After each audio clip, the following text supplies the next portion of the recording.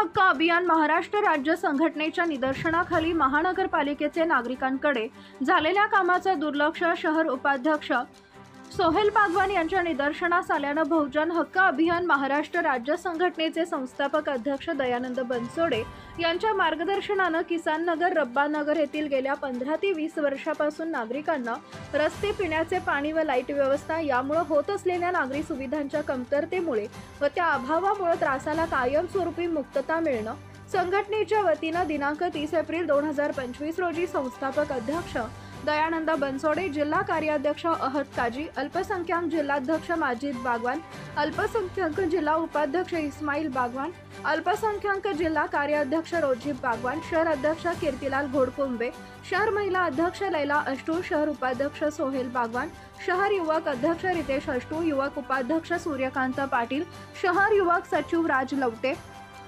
व इतर कार्यकर्ते यांच्या समवेत महापालिका उपायुक्त मोरे साहेब यांना वस्तुनिष्ठ परिस्थितीसह निवेदन देण्यात आले। यावेळी त्यांनी सदर निवेदनावर व नागरिकांच्या होणाऱ्या हालअपेष्टांवर योग्य ती कार्यवाही करून समस्या निराकरण करण्याचं आश्वासन दिले। जय भीम जय भीम। आज आम्ही महानगरपालिकेमध्ये उपस्थित आहे। आम्ही महाराष्ट्र बहुजन हक्क अभियान महाराष्ट्र राज्य संघटनेतर्फे आलो आहोत। कारण एक विषय असा होता की गेल्या 10-15 वर्षापासून किसान नगर अक्कलकोट रोड येथील आहे ना नागरिकांचे लय त्रास होत होते। येथील नागरिकांना रहिवाशांना पिण्याच्या पाण्याची सोय नव्हती। कारण लाईन आहे, मेन लाईन आहे, 400 ते 500 फूट लांबपासून त्यांना पाण्याची मोटर लावून पाईप टाकून पाण्याची गैरसोय होत होती। त्या विषयाबाबत आम्ही आहे ना गेल्या एक 2-3 महिन्याखाली जनता दरबारमध्ये एक निवेदन दिलता।